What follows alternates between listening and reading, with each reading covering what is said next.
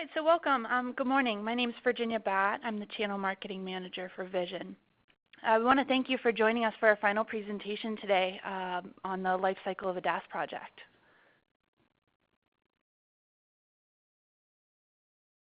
So today we're going to be discussing how to maintain optimum system performance. We're also going to leave time for a roundtable discussion with our presenters.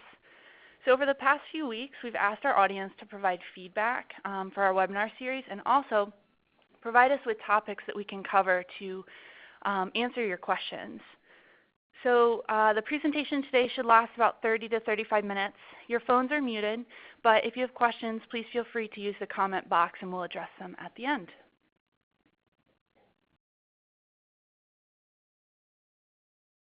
So hopefully most of you have seen these slides. The next slide and this slide are both corporate overviews of both CommScope and Vision Technologies. Just as a quick recap, CommScope's an international organization producing about $3 billion in revenue, and they also average about $100 million in research and development.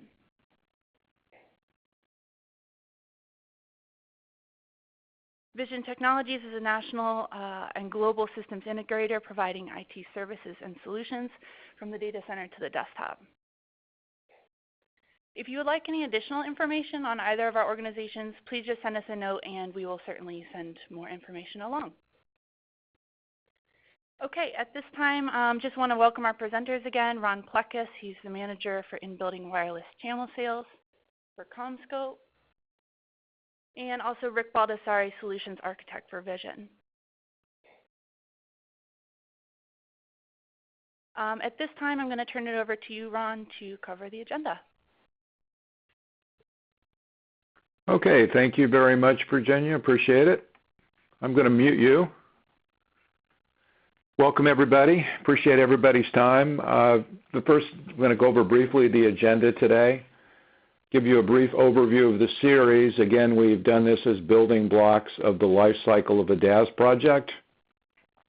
We're going to talk today about warranty services, maintenance services, what the best approach is in terms of being proactive or reactive in supporting a system that's already been installed. And then we'll have a roundtable discussion, and we welcome any questions those of you on the call may have today. So from a summary perspective, we started with a DAS overview, tried to get everybody a flavor of what DAS is all about. Then we moved into the partner selection module, talking about the significance of what we as an OEM, CommScope, need as a partner, and how Vision Technologies qualifies for all of those things. We went through a needs analysis so we could take a look at a project and what are the things we're looking for. We spent quite a bit of time talking about system design, what's involved in that. The next area was, which I had titled One Size Does Not Fit All, and that was basically giving you an overview of the CommScope DAS family. And then we talked about last week about installation and activation. And today we're going to talk about maintenance, and then we're going to have a roundtable. So first of all, from a warranty perspective, typically an OEM like CommScope will offer a warranty. That warranty is typically a year, but we also offer extended options for extended warranties. So for example, if we can go up to 5 years, and it's basically a sliding scale. If we wanted to extend, for example, a 1-year warranty up to a 5-year, then it's basically the cost of that would be 18% of the equipment cost. And we have something we can share with everybody on the website to cover that. And what's involved in warranty work, it's basically there's no cost associated. It's a matter of basically returning the equipment out to us, where we will fix it and return it to you.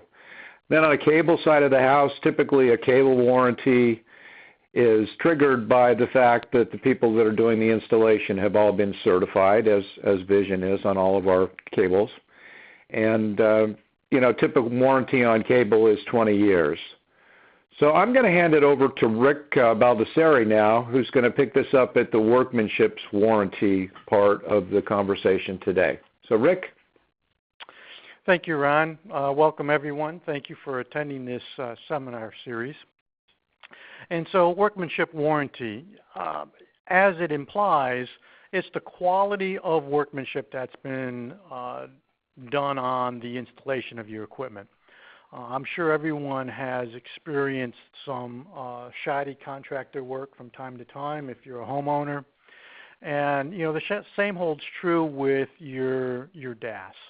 If the equipment and cables are not installed properly, they'll have a tendency to fail prematurely.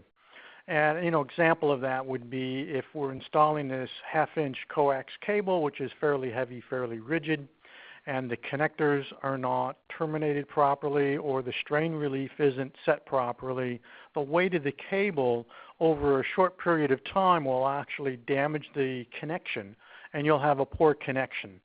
And a poor connection leads to poor performance of the DAS and poor performance of your cell phone. So the workmanship warranty is just that. It will make sure that if there is something that is not installed properly, whether the antennas aren't installed properly or cabling or connectors, that the installer will come back and fix and correct any of those mistakes done. Now, in addition to warranty, there's another side component, you know, called maintenance. And so while warranty is typically honored by the manufacturer or the cable installer for workmanship, maintenance is the work that needs to be performed on site to keep the system running in optimum performance. So as Ron talked about, you know, the OEM provides warranty, provides extended warranty. You would get that extended warranty through your DAS provider. So if Vision was to install the system for you and you wanted that extended equipment warranty, you know, we would provide that to you and kind of pass along the CommScope warranty. Now, maintenance, as the slide suggests, is a lot of the on-site work that's going to be performed on the DAS to make sure that it is operating properly. So from time to time, you may need some software adjustments. If the carriers change their macro network or change the cell towers and they add new cell towers and redirect existing cell towers, if you have a repeater-fed system, you may no longer be pointing to the correct cell tower, receiving a weak signal, which could affect your DAS performance. So having, you know, periodic maintenance to check the equipment to make sure the incoming signals are strong, to make sure that the fiber connections have not deteriorated is what maintenance is all about, where it will provide remote or on-site problem identification for any issues you may experience on the DAS. The logistical supports are just that. If you have an equipment failure happening on the DAS, well, so it is covered under warranty, but the issue is you need to figure out which component has failed. That component has to be then removed from the system and sent back to the manufacturer for a repair. And that's, again, where the logistical support takes place within maintenance. Vision will come out, will isolate the problem, maintenance for that.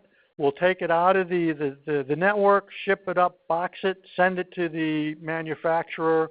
When it comes back, we will, you know, take it out of the box, put it back into the network, reconfigure the system so it works.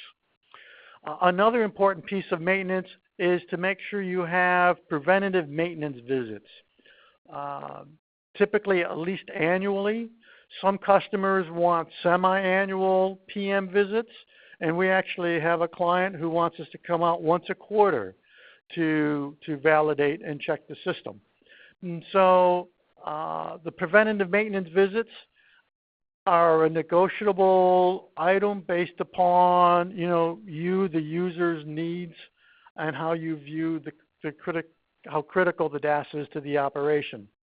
And so all of these different pieces make up the maintenance of the system. So as we talked about as we haven't talked about, but how do you know there's a problem? And there's two ways to know there's a problem that exists on the DAS. The proactive approach is to have 24/7 monitoring, and a network operations center, constantly going out looking at your DAS and querying all the components to make sure the system is up and running properly. If a problem is detected, it will automatically generate phone calls and emails. So the correct people know that there's a problem happening on the DAS and it needs to be having an engineer look at it to correct the problem.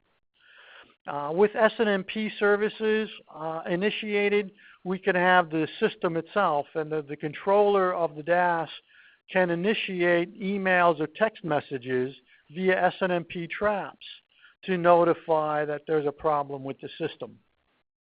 And so those are two ways to get proactive notification that there's a problem on your system. Reactive type notification is when you get a call from your user saying my cell phone isn't working right, and then to go out and check the system. Another reactive is remote access. Kind of going in periodically and just checking the system to see if it's any alarms are indicated or not through the controller.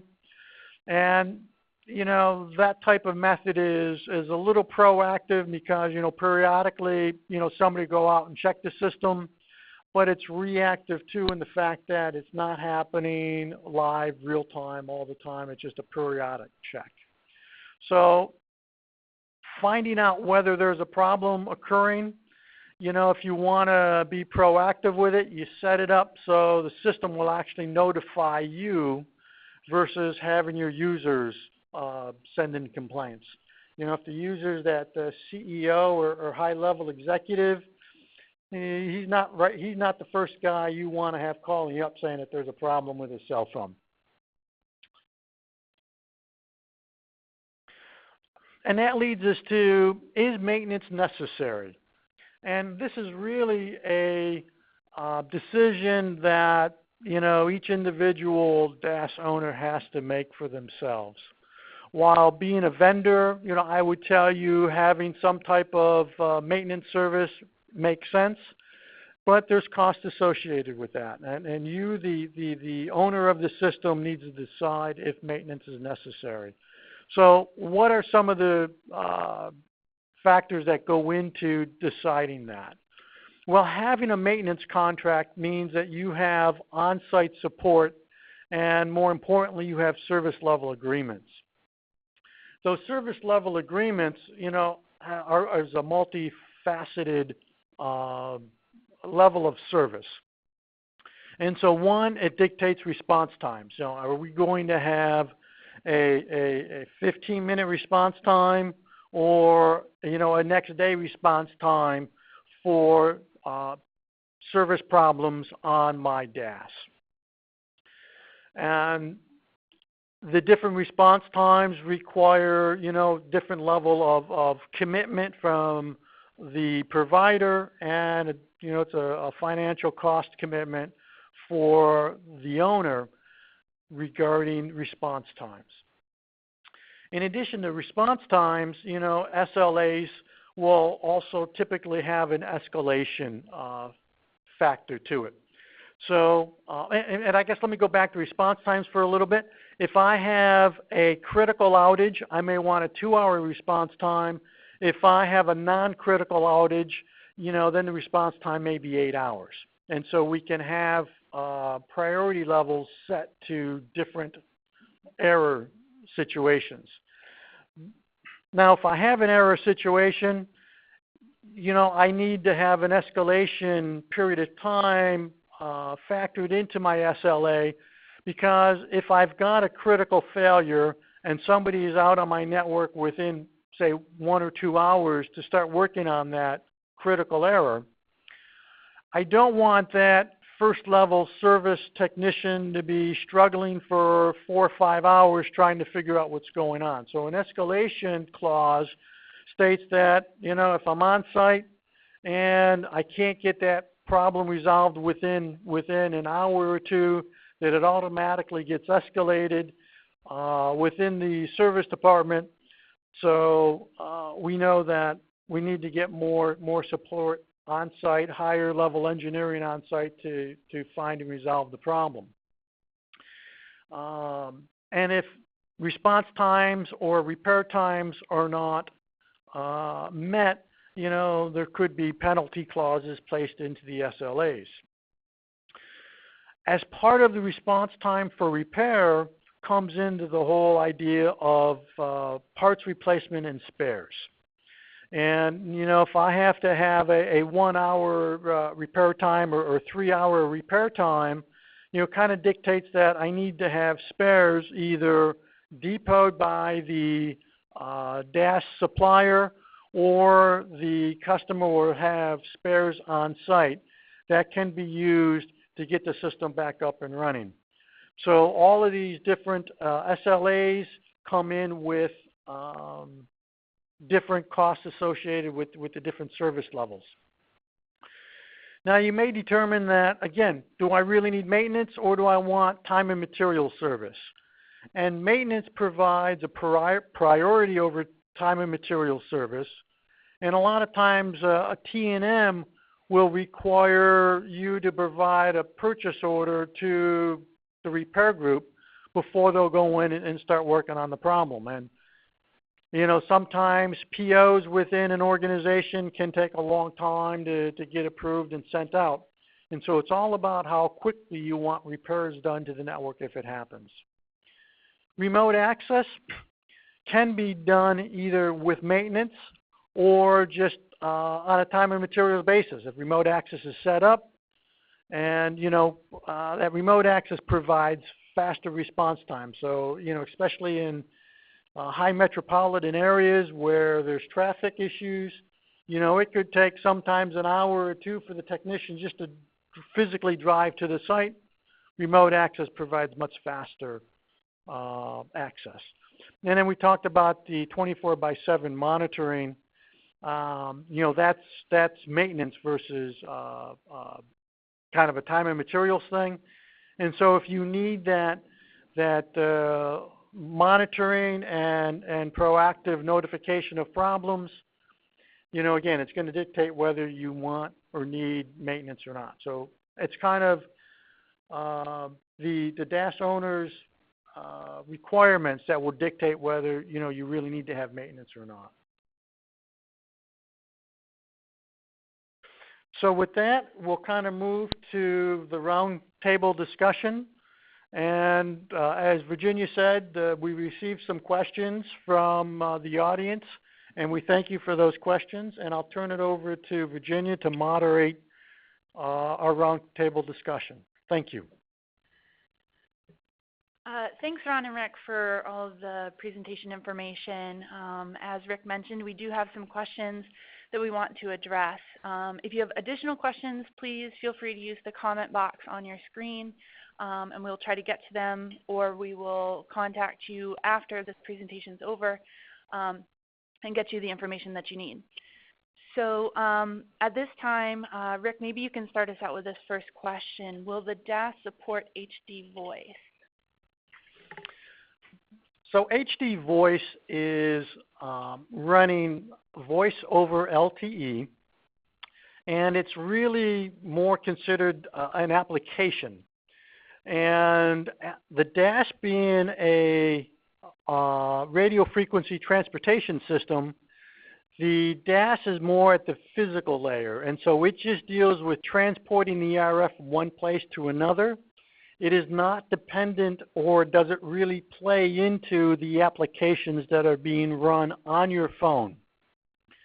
So HD Voice is an application, and it's going to be dependent upon the carrier, whether they support it and whether the user's phone supports it. So if we take iPhones, for example, if you have an iPhone 5 or earlier, it's not going to support HD Voice, and so therefore you're not going to have that application available to you. If you have an iPhone 6, if you have an Android phone that's a year, maybe 2 years old, depending on some models, you'll have the capability to do HD Voice as long as your wireless service provider, your carrier, supports it at their cell tower and their back-end equipment. So HD Voice is not really a DAS-oriented function, but an application based upon the carrier and the cell phones that the users have. Okay, Ron, are you with us? I am with you. Great. Maybe you can start us off on this next question. Can anyone buy and use the IBWave software? Okay, you know, a seat for IBWave software can cost as much as $30,000. If basically if anybody that could cut a check and it passes and it clears, IBWave will gladly take your money. But keep in mind that this is a very specialized software. It requires a very specialized skill set of the people using it, because it's not just using the software. And again, that's why we work with our trusted partners like Vision, because they have the expertise that's required to be able to not only use the software, but use it in the context of the deployment of one of our solutions. And I'd also like to add to that, as Ron talks about, you know, it's $30,000, and IBWave is broken up into several different modules, where you have an initial module that is just a design module. Then there's an additional charge if you want to get the predictive analysis module that allows you to do a heat map of how the design's going to operate within your floor plan and in your facility. And as I talked about in the design webinar section, that you know, with IBWave and any computer system, the old adage holds true: garbage in equals garbage out. So even if you've got, you know, the design software, but if you don't utilize it correctly and you don't set it up properly, then you're not going to get the proper results coming out of it. And so as Ron says, that, you know, you really need to have you know, certified people utilizing that software so you get the accurate and proper results. And that's why, you know, having you know, engineers who understand how to use it, as well as being able to apply their experience and incorporate that into the designs, is going to yield a much better result than somebody just buying the software and trying to figure it out on their own. Okay, Ron, maybe you can start us off on this next question as well. Can I implement MIMO on my DAS to improve data speeds? This question was also asked in addition, or another question was, how can I implement MIMO, and does the method vary by product set? Okay.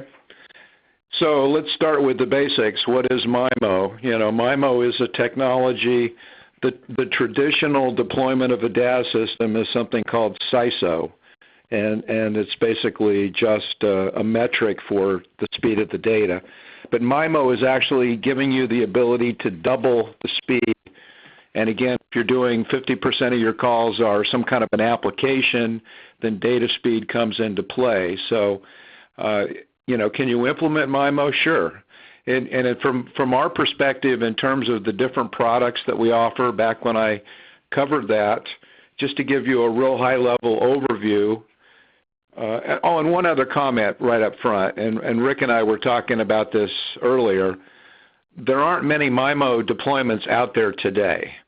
You'll typically see a MIMO deployment in a large facility, that perhaps a stadium or something like that. but in a traditional enterprise space, we really aren't seeing that many MIMO deployments. But how would we do that? So I had talked about our product, the Ion B. Excuse me. And the Ion B, basically, if you remember, we're basically going to run single mode fiber as a transport from the head end, and then we're going to go out to a remote, and then we're going to go out hardline coax. If I wanted to add MIMO to that particular area, I would have to run another run of fiber. I would have to add an additional remote in that closet and a separate stream of antennas, so it in effect doubled the cost of MIMO. Very, very expensive. Now, moving into our Ion U technology, we've actually developed, we're able to use a single pair of fiber to support MIMO. If we had a CISO deployment, it's just a matter of adding a module to the remote. So there is some hardware involved, but the cost is significantly less. And the Ion E, again, the product that uses for horizontals, the Cat 6A, we just updated the software release on that, and we can actually deliver not 100% MIMO, but an 85% increase over traditional CISO at no additional cost to the end user. So if MIMO is something that's absolutely key to the client, then we can offer that. Okay, Virginia. Okay, Ron, this next question is actually for you as well. With CommScope's recent merger with TE, what additional capabilities does TE bring to CommScope's IBW portfolio? Excuse me. Okay, thank you. Well, you know, as you know, I mean, they have a line of products that are a little different than the traditional products that CommScope has always been involved in. But I think the main thing, and again, this is all in flux as we speak, but the main thing is, if you remember back when we were talking about the interface to a location, and the carriers make the determination based upon traffic, whether it's going to be a base station or going to be an off-air repeater. If it's going to be a base station, then we're talking about a significant investment by the carriers in terms of that hardware. And it's not just the hardware also takes an enormous amount of space. We're talking racks and racks, sometimes up to 4 24-inch racks of equipment, and then all the OpEx involved in keeping all of that going. So there's a capability out there that's generic called CPRI, Common Protocol Radio Interface.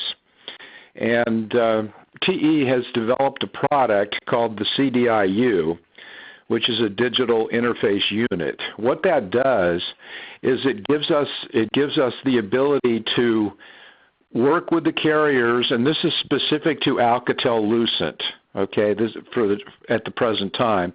But it gives us the ability where the carriers don't have to bring in a base station. They have to bring in some equipment, but it's significantly less, and it's significantly more cost effective for the carriers, so the carriers embrace this.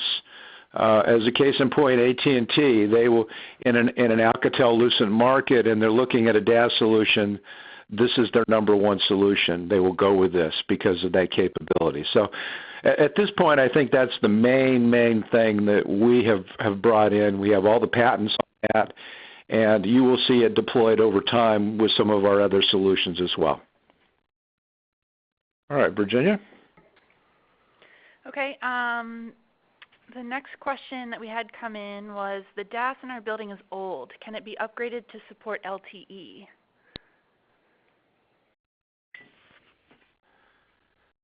Okay, I guess, Virginia, I'll take the first stab with that, and if Ron wants to add anything, he certainly can. Well, Rick, from my perspective, why don't they just buy a new DAS, because I'm an OEM. Well, sometimes that's the answer, because if the system is too old, it actually becomes more cost effective to install a new system. But for the most part, you know, depending on the age, you know, if it's 5, 6, 7 years old, there are ways to upgrade the existing system so it can run and support LTE. Now, and I'll clarify that by saying LTE at 700 megahertz. And so, CommScope has the ability to add 700 megahertz functionality to their Ion B DAS and to their existing system. And so it would entail adding some equipment, at the head end, adding some equipment at the remote closets, and actually probably for the most case too, we would have to replace the coverage antennas and any passive devices that are in the RF path between the closet and the antenna, because most likely those products are not rated for the 700 megahertz frequency band, and they kind of stop at 800 megahertz. They don't go down into the 700 range. So you've got to replace antennas, replace splitters and couplers, and add equipment both at the head end and at the remote closets. Now, one of the things that is happening is that the carriers are starting to decommission some of their 3G services in the existing 850 and 1900 frequency bands. And if they do that and they start running LTE over 850 or 1900, then the older existing DAS could provide some LTE support because, again, it supports the 850, 1900 frequencies, and it doesn't care whether you're running 3G technology or 4G technology over that frequency band. But for the most part, we would have to be adding 700 megahertz support to that older DAS solution. Virginia? Okay, so here's another question for you, Rick. The DAS in our building was installed by Verizon. We want to expand the DAS to support other carriers. What's the best way to modify or upgrade our system? Well, the simple answer is you can't, and that's one of the reasons. The good news of a carrier installing the DAS system is that it's no cost to the building owner, to the client. One of the downsides of having a quote unquote free system is that it's owned by Verizon or by the carrier, and you, the building owner, can't really modify it or change it because it's not your equipment, it's their equipment. And so you would have to go back to Verizon or the carrier and try to get them to upgrade the system so it will support the newer frequency bands and the newer technologies. Okay, thanks, Rick. Here's another one. Please provide additional information on strategy to deploy cell phone boosters like SureCall. Does Vision feel an eFemto style solution is better than a SureCall Force 5 solution? So a SureCall type solution, brings us back to what we talked about in the first or second webinar series, talking about different classes of boosters, repeaters, bidirectional amplifiers. And so we've got the consumer brand booster and we have the industrial brand booster as defined by the FCC. Industrial systems require explicit permission by the carriers and needs, qualified people to do the installation, such as Vision Technologies. SureCall makes both the commercial and industrial boosters, and so the residential or type of system, anybody can install because it's low power, will not do an entire building. Once you get into the Force 5 solutions, that's more of an industrial booster, and you're supposed to be getting explicit permission from the carriers. Now, the question talks about an eFemto style solution, and an eFemto system is kind of like a miniature base station solution that is going to be either fiber fed or run through your internet service provider. And personally, I always think that if you can get a signal source that is dedicated to the building versus an off-air solution, that's always going to be a better type solution because you'll get a cleaner signal in which to transmit within the building.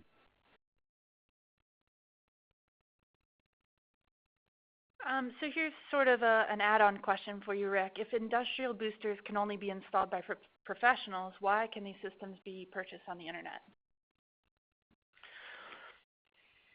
It's called free market. While industrial boosters are supposed to be installed by professionals, yeah, just about you can go out onto the internet and you can buy them. You know, it's one of those things whether you want to do things, you know, inexpensively, or whether you want to do things the right way. And, you know, those are going to be decisions made by the DAS owner and the, you know, the users of the system. They're there and they've been out there for years, and you know, it is what it is. I mean, people have the ability to sell what they want to sell, and you, as an owner, you just got to be careful that you don't create any problems on the carrier's network, because if you do, they will come in and make you turn off the system, and you can't utilize it.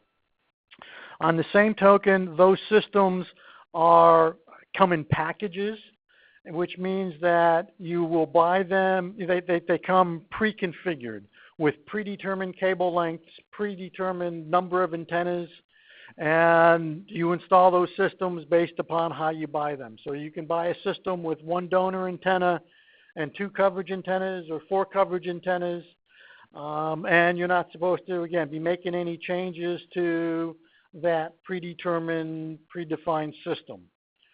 You know, the issue is, can you? Sure you can. Are you supposed to? No, you're not supposed to make those changes. And again, everybody needs to make the decisions based upon themselves, if they want to do it, you know, properly, or they want to do it cheaply. And you know, I guess my last comment would be, you get what you pay for, and it is what it is. So those are my comments regarding industrial boosters and not getting them installed properly, because carriers will not approve industrial boosters unless it is dedicated to that specific carrier and has directional antennas that point directly to one cell tower and not multiple cell towers. Thank you. All right, thanks, Rick. At this time, we're pretty much finished with our presentation. Ron, do you have any final comments or anything you'd like to add? Well, just you know, talking a little bit about the what we call rogue BDAs out there. Again, those are BDAs that are broadcasting all the different carrier signals. So, you know, and they will tell you in their literature that they're supporting AT&T, Verizon, and all that good stuff. But what they don't tell you is the fact that most of the time they're also sending back noise to the cell sites where they're pulling the signal off, which is actually shrinking the coverage of those respective cell sites. So it's the carriers are getting more and more astute to this and going after, and Rick had made the comment that they may come and ask you to shut down the system, but they also may file legal charges against you because you're in effect affecting their macro network, which they spent billions of dollars on. So I think it's real important that everybody understands that. Thanks, Ron. Okay, so we have completed our 7 presentations for our webinar series. So thank you to those of you who have joined us. All of these sessions are on our YouTube site, Vision Tech Videos. If you'd like any more information, please feel free to email us, visit our website. You can contact us through there, or email Ron or Rick directly. So thank you again. Hope you enjoy the rest of your day, and I'm sure this is probably not the last webinar we'll be putting together, so we hope to see you again. Thanks.